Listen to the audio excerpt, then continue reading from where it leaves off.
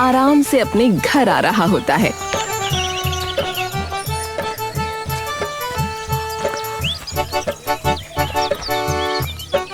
तभी बीच रास्ते में उसे दो बुजुर्ग रोक लेते हैं। अरे पुट्ठा बेटा,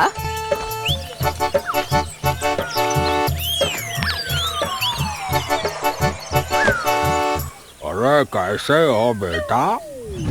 पुट्ठा तभी एकदम से पीछे हट जाता है। अरे कौन हो भाई, गले ही पड़ गए मिलते ही। अरे पुट्ठा बेटा, हम हैं, तुमसे मिलने आए हैं। घर आने ही वाले थे लेकिन बीच रास्ते में तुम ही मिल गए। अरे मेरा घर भी बताया क्या तुम दोनों को? पक्का काले जादू वाले लगते हो भाई। मेरा घर कैसे पता किया? पुट्ठा तभी दौड़ता हुआ अपने घर आ जाता है।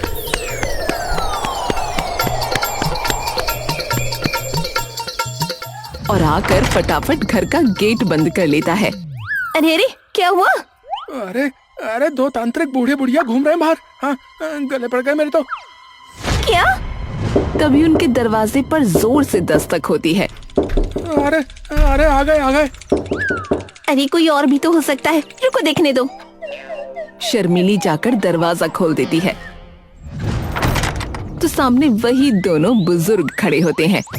अरे शर्मिली, अरे यही है वो। अरे गेट बंद करो जल्दी से।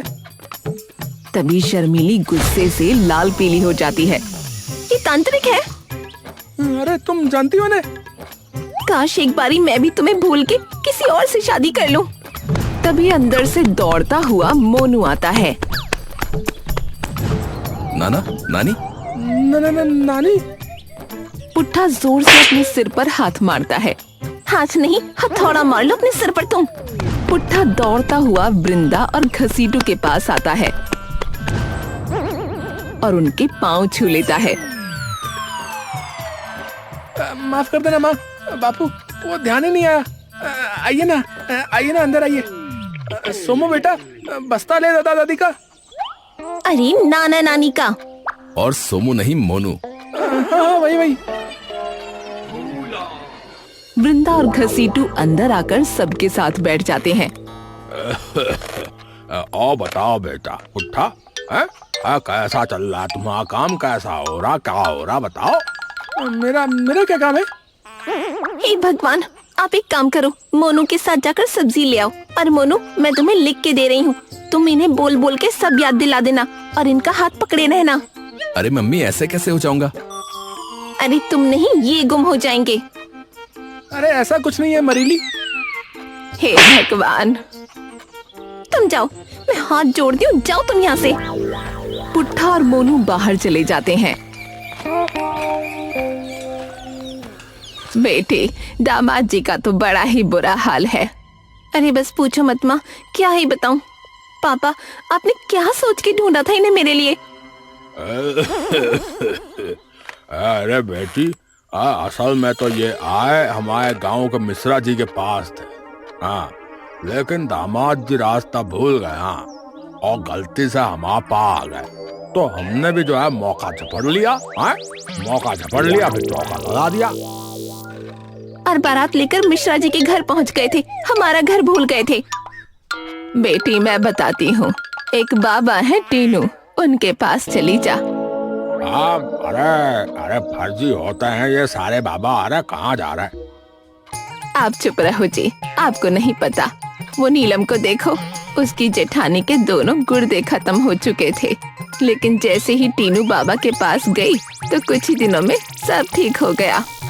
अच्छा जी, अस्पताल तो नहीं बंद करवा दिया उन्होंने? अस्पताल तो नहीं बंद हुआ? अरे आपको नहीं पता, चमत्कारी है बाबा।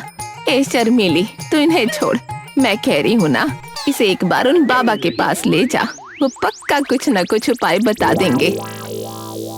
ठीक है, तो आप मुझे बता देना उनका पता। हाँ, वो मैं बता देती हूँ।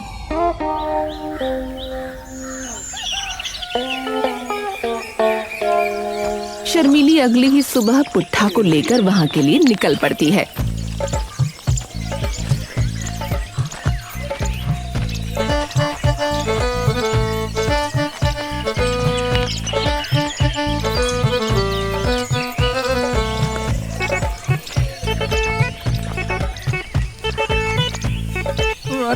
क्या जरूरत है इसकी?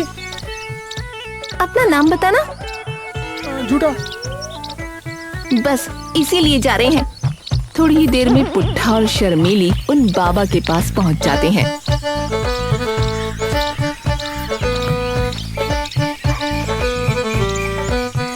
जहां उनकी एक कुटिया होती है।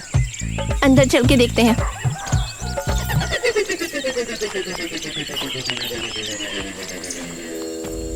शर्मीली और पुट्ठा अंदर देखते हैं तो उन्हें कोई भी नहीं दिखता।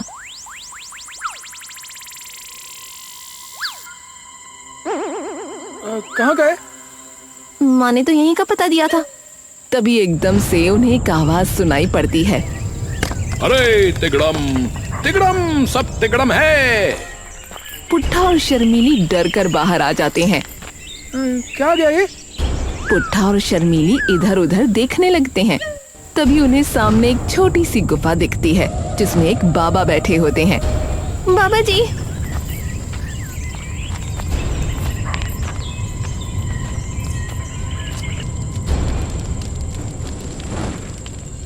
टीनू धीरे धीरे अपनी आंखें खोलता है। क्यों आए हो? बताओ, बताओ क्यों आए हो? शर्मीली टीनू बाबा के पास जाकर बैठ जाती है।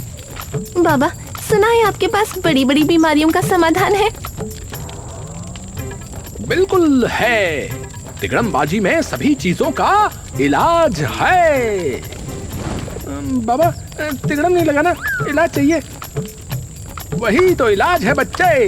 तुम मुझे बस ये बताओ कि तकलीफ क्या है। अरे बाबा जी, ये मेरे पति, इनको भूलने की बहुत बड़ी बीमारी है। हमेशा मेरा नाम भूल जाते हैं, अपना नाम तक भूल जाते हैं। कल तो मेरे माँ बाप को ही भूल गए, उन्हें तांत्रिक बोल के भाग आए। ओहो, तो तुम्हारे दिमाग में तो सब तिगड़म है।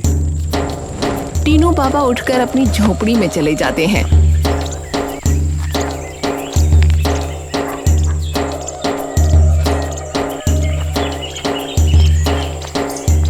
और अंदर से एक पुड़िया ले आते हैं। इस दवाई को दूध में डालकर ले लेना बेटा रात को, और सुबह तक देखना क्या तिगड़म होता है। शर्मीली जैसे ही वो पुड़िया लेने लगती है तो वो बाबा तभी अपना हाथ पीछे कर लेता है। हाँ बेटा जी, मुफ्त में थोड़े ही मिलेगी, तुम्हें भी थोड़ा तिगड़म करना पड़ेगा पैसों का। अच्छा, कितने पैसे लगेंगे बाबा जी? यही कुछ 20-30 हजार। अबे क्या बकवास है ये? बकवास नहीं, खास है ये, खास दवाई। बाबा जी, कुछ और नहीं हो सकता? तभी बाबा टीनू का ध्यान शर्मीली की हथेली पर पड़ता है। वैसे तुम्हारे हाथ में पहना ये कंगन भी चल जाएगा, सोने का है ना। शर्मीली वो कंगन निकालकर उसे दे देती है। ये लो बेटी, आज रात के बाद तुम्हारा पति एकदम ठीक हो जाएगा।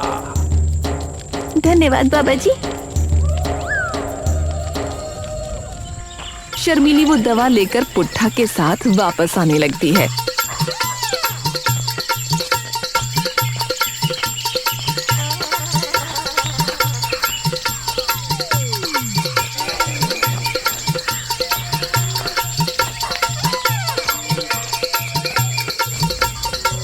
अरे क्यों दिया तुमने उसे अपना कंगन? क्यों दिया? ताकि तुम्हें मेरा नाम याद रह सके, ताकि तुम कल को मुझे ही ना भूल जाओ। पुट्ठा ये बात सुनकर एकदम चुप रह जाता है।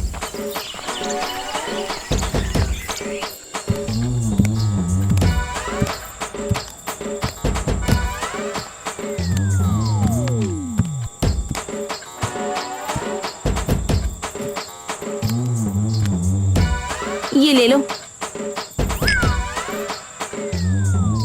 पुट्ठा चुपचाप वो दूध पी लेता है।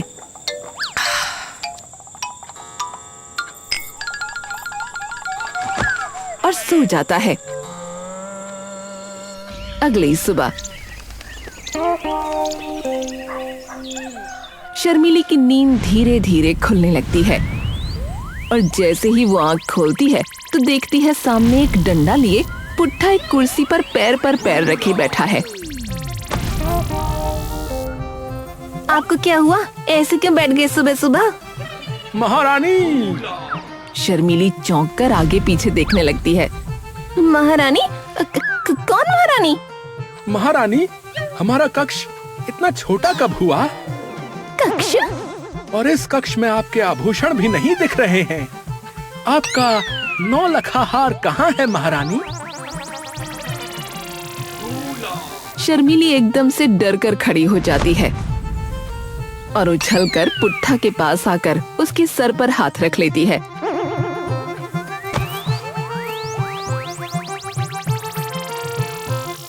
हे भगवान, आपको ये तो याद है ना कि मैं कौन हूँ?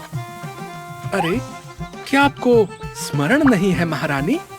आप हमारी महारानी हैं, रानी रूपमती। शर्मीली तुरंत बाहर जाकर अपनी माँ को फोन कर देती है। हेलो माँ। हाँ बेटी, माउस बाबा ने कौन सी दवाई दे दी इनको? इनकी तो बच्ची कुछ याददाश्त भी ना बची, खुद को राजा और मुझे महारानी समझ रहे हैं। क्या? पर कैसे? मुझे क्या पता। तू एक काम कर, फिर से बाबा के पास जा और कि पूछ ये क्या हो रहा है। ठीक है। शर्मीली तभी अंदर चली जाती है।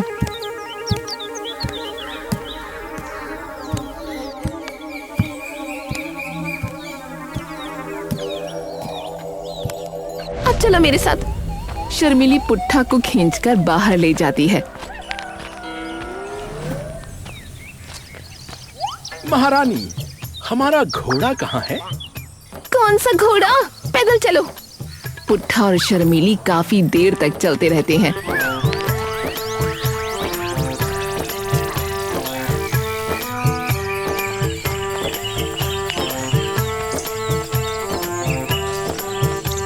महारानी, ये हमारा मंगोलपुर राज्य तो नहीं है? फिर ये कौन सा राज्य है? बकलोलगढ़ है ये। अर्थात हम किसी दूसरे राज्य में हैं महारानी। हमें तुरंत हमारे राज्य वापस जाना होगा। वहाँ हमारा गुप्त रत्न भंडार रखा है, जिसमें कई सारे हीरे जवाहरात हैं।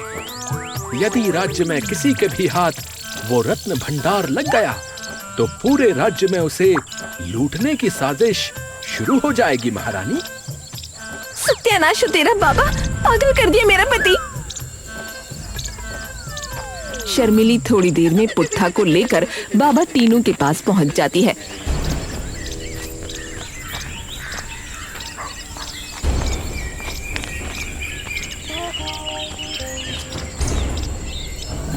बाबा जी, ओ बाबा जी। अरे आप लोग! अरे ये कौन सी दवाई दी थी आपने इन्हें? इन्हें तो कुछ और ही याद आ गया। पुट्ठा तभी एकदम से टीनू बाबा को ध्यान से देखने लगता है। सेनापति धीरपाल जी। हाँ? कौन? अरे आप हमारे सेनापति। आपको तुरंत हमारे साथ राज्य वापस आना होगा, क्योंकि यदि आप यहाँ हैं तो इसका अर्थ है कि हमारे गुप्त रत्न भंडार की रक्षा कोई नहीं कर रहा। तो हमें अभी के अभी मंगोलपुर चलना होगा। बस यही रट लगा रखी है सुबह से, खुद को महाराजा और मुझे महारानी समझ रहे हैं। लगता है दवाई ने असल में कुछ ज्यादा ही असर कर दिया है, तो इसलिए इन्हें अपने पिछले जन्म की बातें याद आ रही हैं शायद। क्या? तो ये खजाने की बात बोल रहे हैं? तो सच है? हो सकता है। सेनापति, हमारा घोड़ा कहाँ है? हाँ, घोड़े? आप ये बताओ, दवाई का असर कब खत्म होगा? असर तो 4-5 दिन तक रहेगा शायद। मेरे पति अगर ठीक नहीं हुए ना बाबा, मैं आपकी याददाश्त भुला दूंगी। पुट्ठा तभी ऊंची आवाज में बोल पड़ता है। महारानी, हमें अभी के अभी मंगोलपुर वापसी करनी होगी, क्योंकि वो कोई आम रत्न भंडार नहीं है। उस रत्न भंडार में इतनी संपत्ति है कि मैं उससे 10 राज्य खरीद सकता हूँ। ये क्या बोले जा रहे हो? मंगोलपुर सच में एक जगह है वैसे। हाँ। क्या? हाँ, मैंने कहा ना, इन्हें अपने पिछले जन्म की बातें याद आ रही हैं। हाँ। तो ये जिस खजाने की बात कर रहे हैं वो सच में हो सकता है? वैसे तो ये सैकड़ों साल पुरानी तिगड़म है, पर हो भी सकता है अगर किसी के हाथ नहीं लगा हो तो। ये सुनते ही शर्मीली का दिल जोर से धड़कने लगता है। अगर सच में वो खजाना वहाँ हुआ तो हम माला माल हो जाएंगे। लेकिन अगर अगले हफ्ते तक ठीक ना हुए ना बाबा जी, कसम खाती हूँ जेल में डलवा दूंगी आपको। शर्मीली पुट्ठा को लेकर वापस जाने लगती है।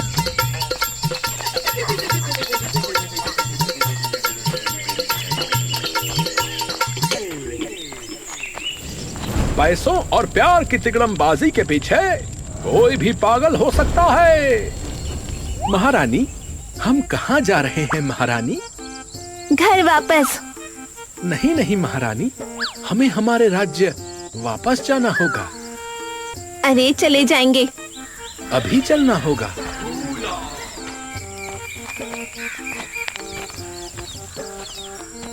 अरे अरे कहाँ चल पड़े? महारानी, हमारी कसम, आपको हमारे साथ चलना होगा अभी के अभी। आपको याद भी कि जाना कहाँ है? क्यों नहीं याद है हमें? आप लगता है भूल रही हैं कि हमें हर बात स्मरण रहती है महारानी। वाह, उल्टा चोर कोतवाल को डांटे। हाय भगवान, रक्षा करना। अब तो इन्होंने कसम दे दी, मना भी नहीं कर सकती। और क्या पता सचमुच वहाँ खजाना हो। पुट्ठा शर्मीली को लेकर सड़क पर निकल जाता है। यहाँ कोई भी घोड़ा और तांगे वाला क्यों नहीं है?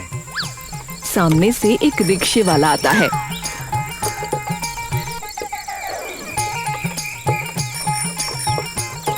आ गया।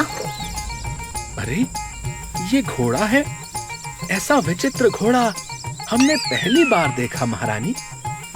अरे रिक्शा है। शर्मीली रिक्शा रुकवा देती है।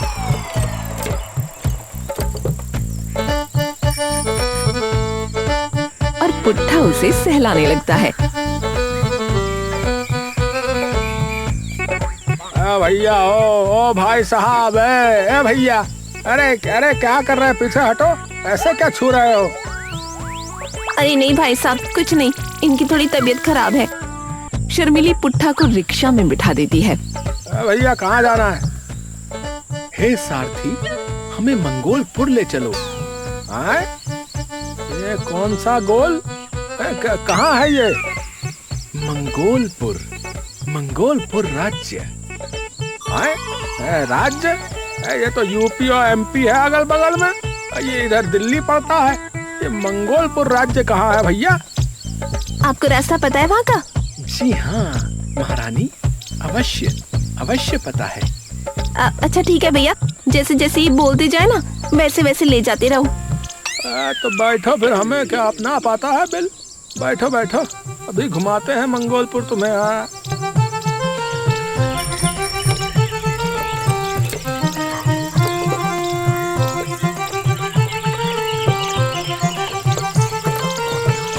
सुबह से शाम हो जाती है।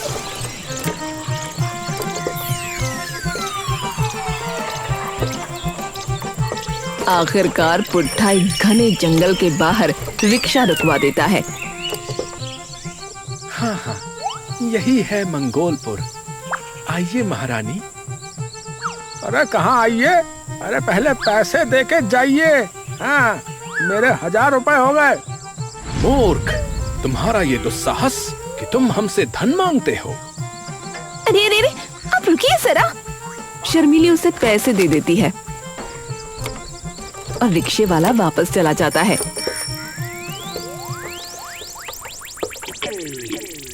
अब कहाँ जाना है? बस इस जंगल को पार करते ही आ जाएगा। आपको स्मरण क्यों नहीं है कुछ महारानी? आप अपनी याद के चक्कर में मुझे मत याद बना देना। पुट्ठा शर्मीली को लेकर अंदर जाने लगता है।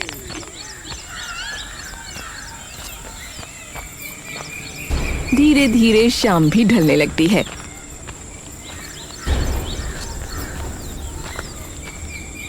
अरे, आप महाराज हरीश सिंह की पत्नी हैं। आपने बिल्कुल नहीं भय खाना है। किसकी पत्नी हूँ? अरे हमारी। शर्मीली और पुट्ठा अब जंगल के बहुत अंदर पहुंच चुके थे।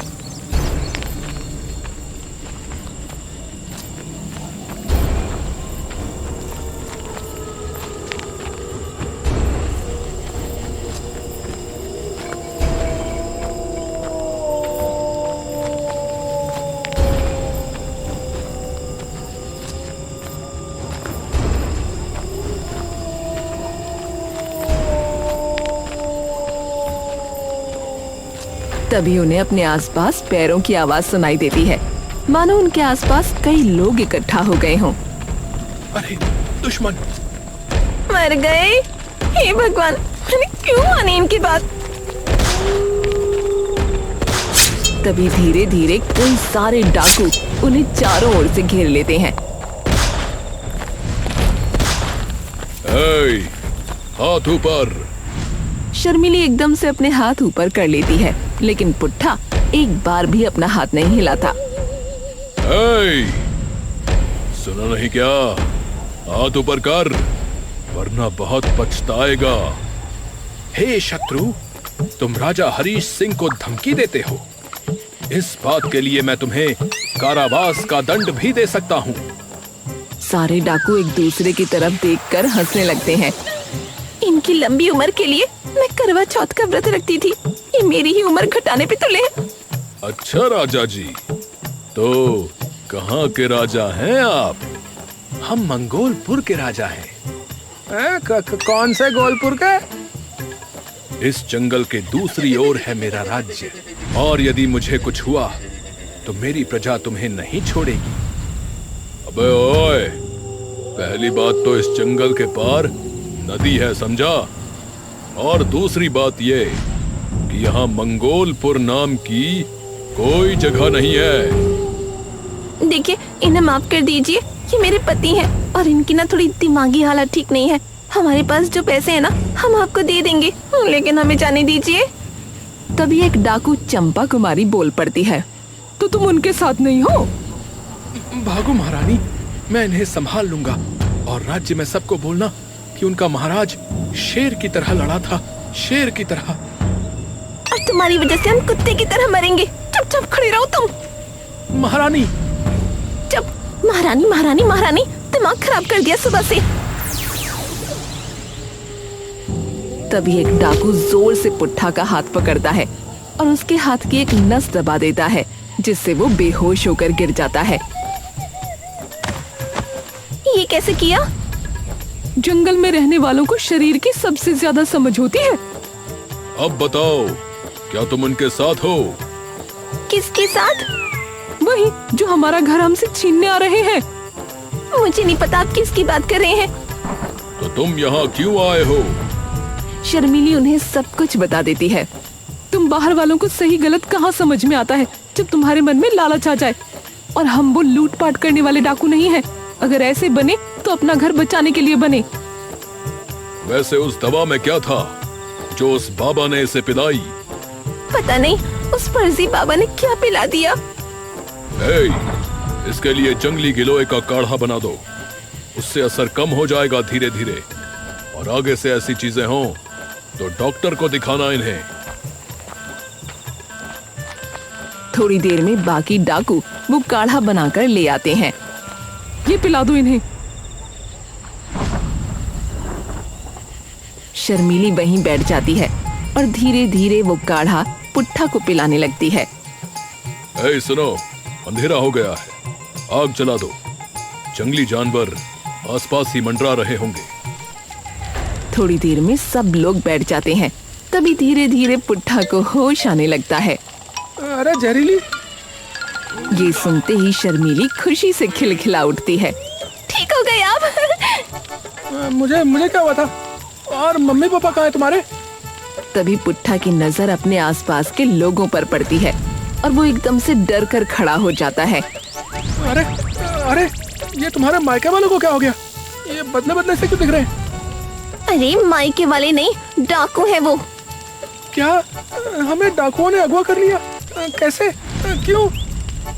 अबे ओए, चिल्ला मत, तेरी आवाज सुनकर जंगली जानवर इधर आ जाएंगे, समझा? शर्मीली पुट्ठा को सारी बात बता देती है। ए भगवान, इतनी छोटी बात का क्या पहाड़ बना है? और नहीं तो क्या। पुट्ठा और शर्मीली शांत बैठे होते हैं। तभी शर्मीली उठकर चंपा के पास जा बैठती है। वैसे एक बात पूछूं, अगर आप बुरा ना माना तो? आप लोग अगर लूटपाट नहीं करते तो आप डाकू क्यों बने? मजबूरी है। पिछले कई सालों से कुछ लोग इस जंगल के सभी पेड़ों को काटने की कोशिश कर रहे हैं ताकि ये जंगल साफ करके यहाँ वो अपना कारोबार शुरू कर सकें। ये जंगल हमारा घर है, हमारी सभी पुश्तें यहाँ पली बड़ी हैं। तो जब उन लोगों ने हमसे ये जंगल मांगा तो हमने मना कर दिया, लेकिन वो नहीं माने। वो फिर भी पेड़ काटते गए और तभी हमें मजबूरी में ये करना पड़ा। और सामने से उन्होंने भी वार किया, जिसमें मेरा बेटा भी गुजर गया। अभी कुछ दिनों पहले ही उनकी पेड़ से धमकी आई है कि अगर हम ये जंगल अगले हफ्ते तक छोड़कर नहीं गए तो हम सब। कोई इतना निर्दयी कैसे हो सकता है भला? बस इसलिए निगरानी बढ़ाई हुई है। शर्मीली चुपचाप जाकर पुट्ठा के पास बैठ जाती है। सुनिए। हाँ, क्या है? हमें इनकी मदद करनी होगी। किस चीज में? शर्मीली उसे सारी बात बता देती है। ये तो सच में बहुत गलत हो रहा है इनके साथ। हाँ, इस लड़ाई में उसने अपना बेटा खो दिया और एक माँ होने के नाते मैं समझ सकती हूँ कि उसका दुख कितना बड़ा है। पर हम दोनों क्या कर सकते हैं शर्मीली? शर्मीली थोड़ी देर तक सोचती रहती है और तभी वो एकदम से उठ खड़ी होती है। मेरे पास एक तरकीब है आप लोगों का घर बचाने की। हाँ, तरकीब है? क्या तरकीब है? वे लोग आपसे नहीं डरते पर किसी श्रापित जगह से जरूर डरते हैं।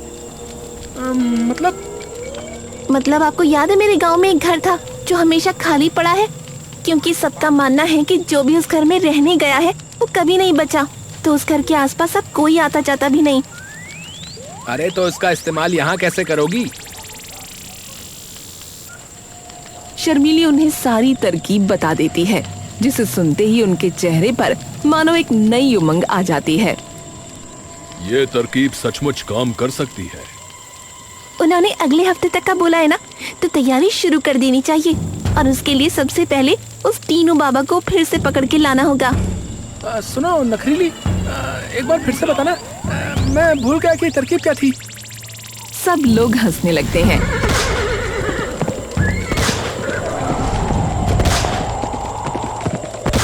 ओ बाबा जी।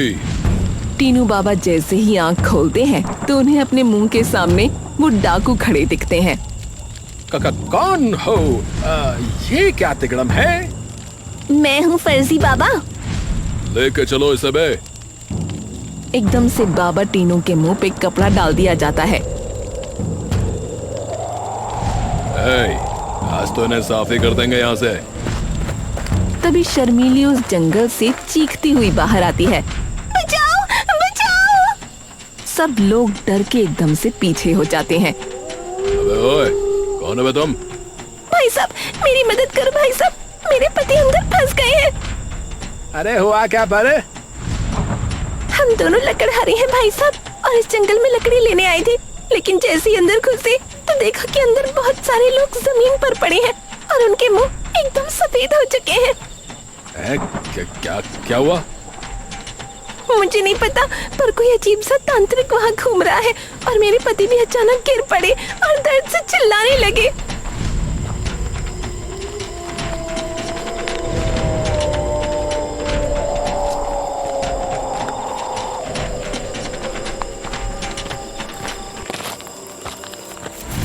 सब लोग जैसे शर्मीली के साथ अंदर आते हैं, वो देखते हैं कि सभी डाकू अंदर इधर उधर पड़े हैं। अरे आ जाओ, तुम भी आ जाओ, तुम्हारा भी यही होगा। इन्होंने मेरी तपस्या भंग की, एक सच्चे तपस्वी की तपस्या भंग की ना। अब इस जंगल में कोई नहीं बच पाएगा और जो भी आएगा उसका यही हाल हो जाएगा। तभी डाकू मंगल सिंह वहां आता है।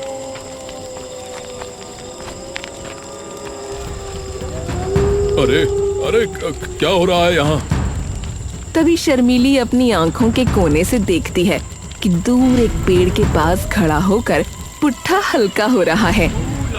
हे भगवान, इन्हें लेटने को बोला था, ये क्या करने लगे? सभी लोगों का ध्यान डाकुओं पर होता है और शर्मिली चुपके से निकलकर पुट्ठा के पास चली जाती है। क्या कर रहे हो? अरे पहले कर तो लेने दो आराम से। पुट्ठा फटाफट से अपना नाड़ा बांध लेता है। नीचे लेटो वरना हम जाएंगे तुम्हारी वजह से। अरे हाँ हाँ। पुट्ठा एकदम से नीचे गिरने लगता है। अरे उधर नहीं, थोड़ा दूर पसरो, अपने किए कराए पे ही लुढ़कोगे क्या? शर्मिली तुरंत वापस चली जाती है जहाँ डाकू मंगल सिंह खड़ा होता है। तुमने मेरे भाइयों का ये हाल किया? अबे हमने कुछ नहीं किया।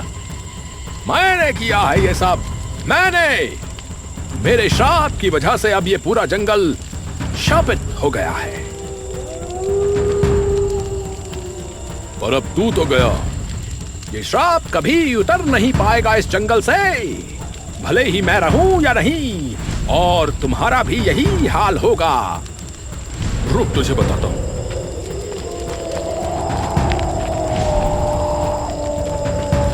तभी एकदम से डाकू मंगल सिंह अपना गला पकड़ लेता है और वो तड़पता हुआ जमीन पर नीचे गिर जाता है। अरे अरे ये क्या हो रहा है? और एकदम से उसकी आंखें बंद हो जाती हैं। अरे ये सच में गया क्या? देख क्या? एक गुंडा डरते डरते जाता है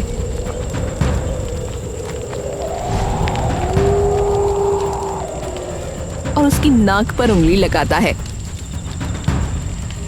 मालिक, ये तो सच में गया। ये सुनते ही सबके हाथ पांव कांप जाते हैं और तभी एकदम से शर्मिली भी नीचे गिर जाती है। नहीं नहीं नहीं नहीं नहीं नहीं नहीं, भाग जाओ यहाँ से, अभी क्या भी। अब तुम सबकी बारी। अबे भाई, कुएं में जाए ये सब। मैं तो जा रहा हूँ भाई, इनके काम में मैं क्यों फंसूं? अबे ऐसी मनहूस जगह में कौन अपना काम शुरू करेगा? बे बाहर में चाहे पैसा, जान है तो जहान है। एक खिसक लेते हैं यहाँ से, चलो। और देखते ही देखते सब लोग वहाँ से चले जाते हैं। तभी शर्मिली अपनी आंखें खोलकर देखती है और एकदम से उठ जाती है। अरे गए वो लोग, बच गया आपका घर। सभी लोग जो लेटे हुए थे वो एकदम से खड़े हो जाते हैं। अरे मतलब हमारा घर बच गया। अब यहाँ आना तो दूर की बात है, वो कभी आसपास फटकेंगे भी नहीं। सब लोग खुशी से नाचने लगते हैं। तभी पुट्ठा वहाँ आता है।